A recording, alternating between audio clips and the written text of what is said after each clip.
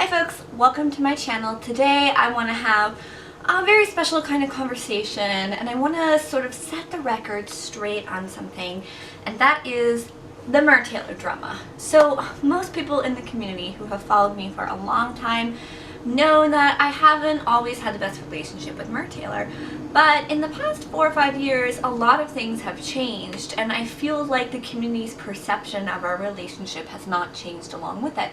And I often find that people are using my story and my words and my photos from like 7-8 years ago as a representation of what's happening now, and that's just not accurate. So I thought I would just, set the record straight, and I've got my lovely sign here that says always be yourself unless you can be a mermaid. It was given to me by my friend Derek at Shore Things, so I just had to put a little plug there. So let's see, where to start. I started my mermaid journey almost 9 years ago. Actually, I think it was 9 years ago this May, and I posted a whole bunch of photos on my Facebook page where you can see a single photo from every single year that I have been a mermaid, and it's been a long time. Not all of that has been working as a professional mermaid. I'd say about 3 years was like a buffer of like learning and having fun and trying different tails, and then there was like 2 years of like dipping my fin in the water about a business, and then I just, went full tilt and just dove right into it. And it's always been like this wonderful passion, and I think a lot of new people in the community forget that when I started it was almost a decade ago. So people who are like 20, 21, you were 10 or 11, maybe 12 when I started as mermaid. So it's been a long time, okay? I just want you to sort of keep that in mind. When I started, the community was totally different. We did not have any forums. We did have DeviantArt, and people would talk as mermaids on there, and we had Yahoo groups. That's where I met my friend Lisa. And and Sea Tales was sort of like a website that was up for like collecting mermaid stuff, and Merdyuku was just getting ready to be launched. And I met all these fellow mermaids, and I remember I had gone through like a really bad breakup. I think it was my high school sweetheart and I broke up.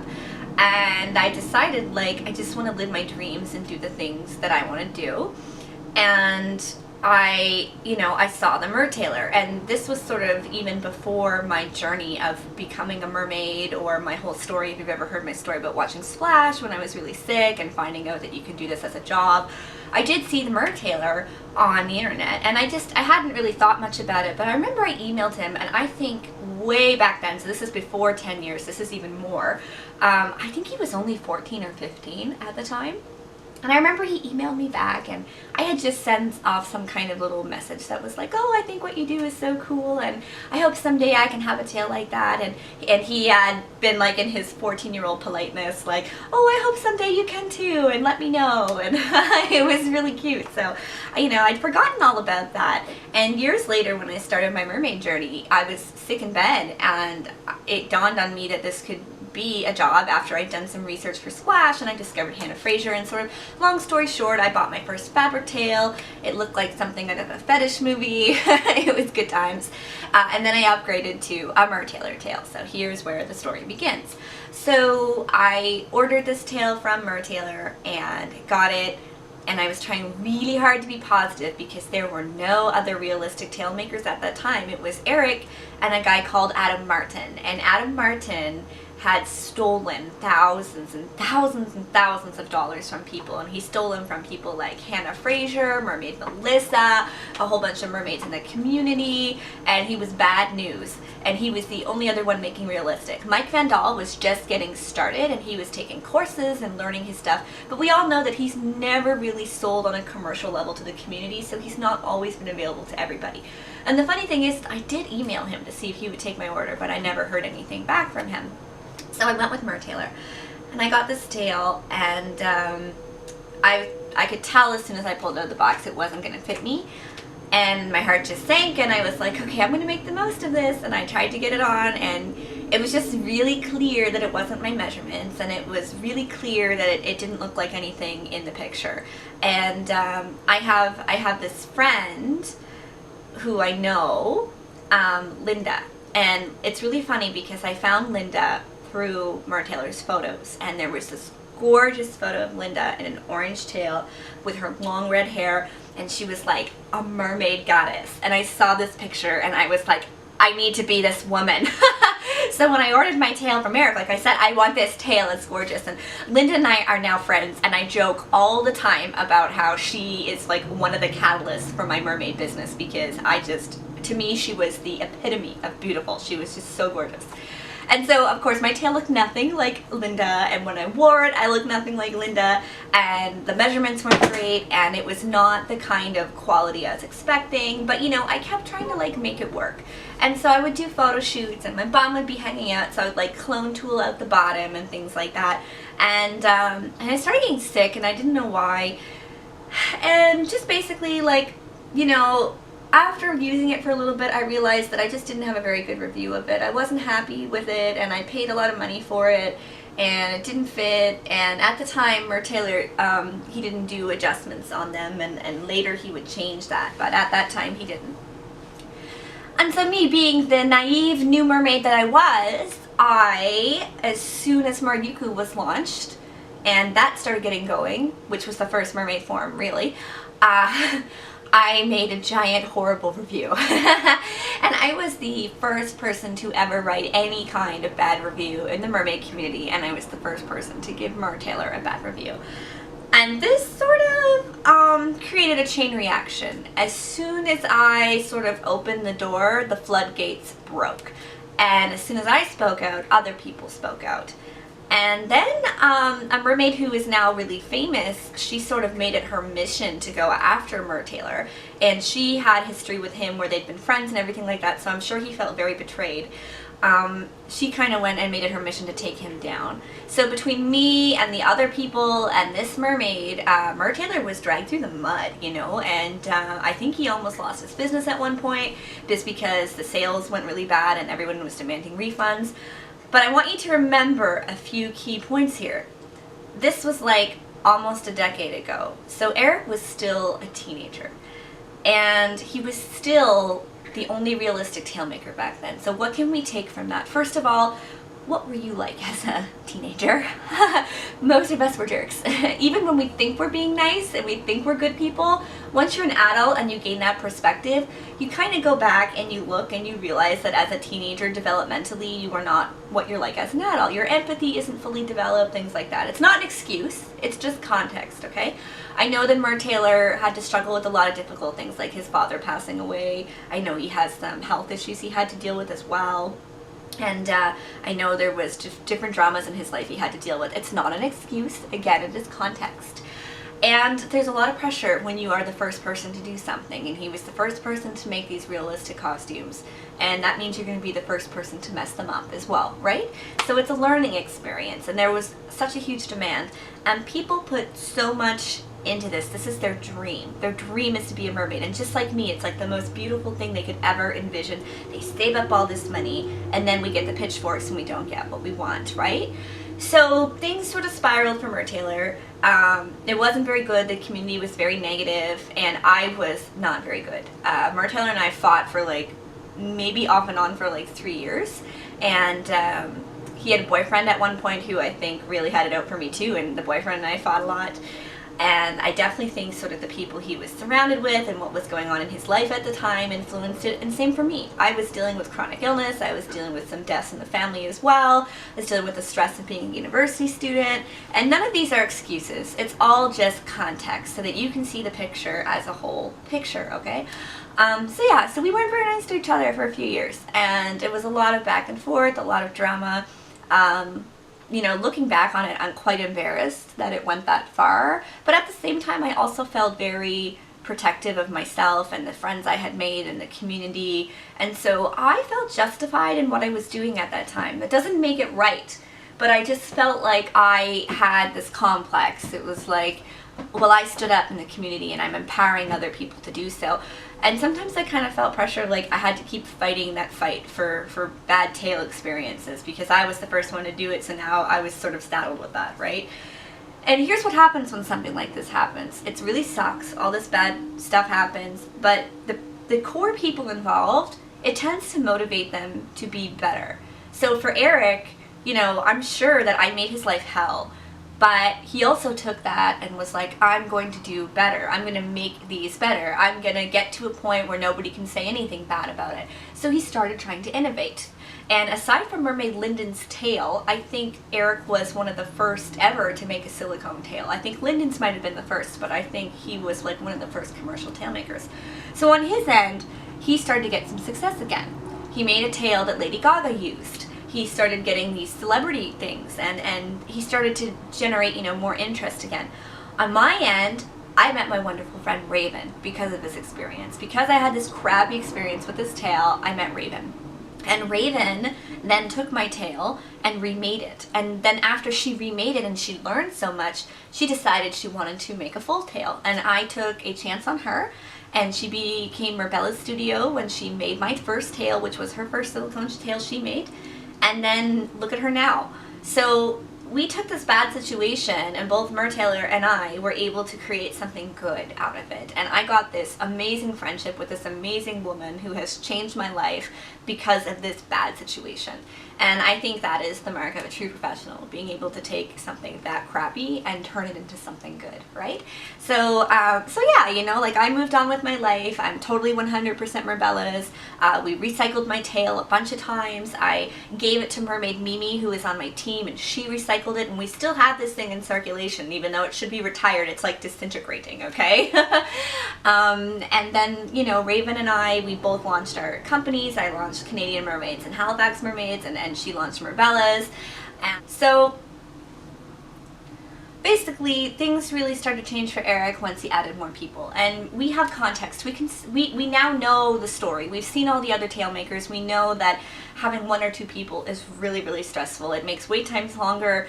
It's really hard, and then they try to bring on help, and then the help is not good with quality control, and it gets really tricky, right? So, you know, Eric had help sometimes, and sometimes he didn't. And just like other tail makers, that can sort of make the product that you're putting out be a little different each time. And he just never stopped. You know, he was getting a lot of, you know, mixed reviews and things like that. And at this point, I had sort of let go of the drama. I was just like, I cannot be the woman who goes after Mertailor every single time someone's upset. If someone's upset, they're going to have to start dealing with it themselves. And we're a big community now. And, you know, Eric will have to decide on how he wants to handle those things. Like, it's really not my business anymore. It's been years. Like, I did my review. I'm done. I'm over with. People, the wordings are out there, you know. I did not want to be the girl who hates Mertailor. I didn't like that label because I don't actually hate anybody. And I really didn't like having that label. So I sort of took a step back, and I just sort of watched what Eric was doing. And he just kept evolving and evolving. And we came to a point where he and I were both booked for Merfest, which is one of the conventions. And I was a little nervous at first, and I thought, oh my gosh, I've had this history with this guy and his boyfriend at the time, and I'm a little nervous about being around him, and I don't want any drama. But I'm just going to put my best foot forward, and I'm going to try and be professional, and we'll just see what happens. So I did. I went to Merfest. We saw each other a handful of times. We were polite and professional. He sort of kept to himself. There was no issue. None at all. And at that point, I just considered my drama with Mertailor over. I was like, okay, we've met in person. You know, we're clearly both doing our own thing. I'm over it. So, you know, fast forward a few more years, and I am running Mermania. And it's the second year of Mermania, which just happened. And I get an email from Eric, and he would like to be a sponsor. And I'm like, oh my god, this is amazing, the fact that he wants to be a sponsor. And so I sort of stopped. I hadn't really been following Mertailor's journey because I'm very involved with my own tailmaker, and then I'm so busy with my own business, and I don't often have time to see what all the other tailmakers are doing or what other mermaids are doing. So I sort of stopped, you know, before I replied to him, and I was like, I need to catch up on what Mertailor's up to. And I could not believe it. I was blown away. First of all, he has a building, he's putting out all these fabric tails, he's putting out a clothing line, he's got tons of different silicone tail options, and I'm just like, man, and he's got a lot of help, and the reviews were getting better and better and better, and I'm like, okay, you know, this is like a show of good faith. If he wants to sponsor us, I'm going to give him that chance, and I will meet him, and we're just going to be water under the bridge, and we're going to see what happens. And again, I don't want this to excuse anything bad that he ever did, or anything bad that I ever did when I felt that I was justified, you know? Because sometimes you're just an idiot, and you do bad things, and you say bad things, and you make bad decisions, and all you can do is own it, right? Own it and try not to do it again, and you know, be sympathetic and apologetic and just move on. So again, none of this is excuses, it's just context. So fast forward to Mermania, and Eric is there, and I had been communicating with him for months leading up to Mermania, and we were really excited to set up his display, and he was sponsoring the ball and just being involved, and it was great. And we get to the mixer, and he has this beautiful display up, and I'm looking at these silicone tails, and I'm like, oh my god, this young man has come so far since when we started. And then I meet his mom, and she's so sweet. And then Eric goes, this is Raina. And I could see the gears turning in this woman's head. And I'm like, oh my god, she knows who I am. She knows I tortured her son for years. Is she gonna punch me out or what? Because if I was somebody's mom, I probably would. And she just kind of like, her eyes twinkled a little bit, and she shook my hand and she said, nice to meet you. She was very professional. And Candy, if you're watching this, God love you for not knocking me flat after everything I put your son through. Like, I appreciate the kindness and the professionalism, because if the roles were reversed, I don't know if I could be that way. So Eric and I chatted a bit during the convention, and you know, there was something different about him, just something different. He changed a lot of things in his life.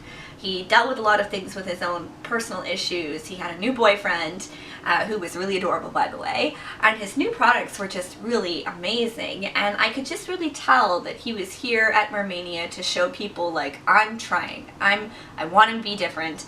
I'm trying really hard to innovate, and just come and check it out. And he was really open, and he talked with a lot of people, and then he let people try his tails so they could see firsthand, you know, what he was doing. And it was just really humbling. And you know, I think like twice during Mermania I had a few drinks, and I was a little sloppy with them, and I was like, Eric, you did so well, I'm so proud of you, look at you, you're all grown up. Like, oh good lord. So kudos to him for being cool about that. And when I came home from Mermania, you know what, I decided to buy one of his fabric tails, and you can see a whole video about that, and I'm about to do a review of it because I'm going swimming with it tonight. So there's an unboxing video, and then I will follow up with a review video. And I have to tell you, the quality is mind-blowingly amazing. Like, I think this is really great. And I think the reason I'm doing this video is because I really do believe that it's changed, and that doesn't excuse anything done in the past, and I'm sorry for anybody else who had a bad experience like I did, but I would say it's okay to give them another chance and be the judge of your own experience. Companies like this, you're innovating so much is changing, and it's crazy. It is so crazy. You know, today is like the four-year anniversary of my first book, and when I put that book out, none of that stuff was known. And now it's all public knowledge, and now our community is probably 10 times the size it was when I put that book out. It is crazy how rapidly we are growing, and these companies out there have to keep adapting to that, you know? So I just wanted to set the record straight. You know, Eric and I are on good terms. He wants to be involved with the next Mermania, which I think is amazing.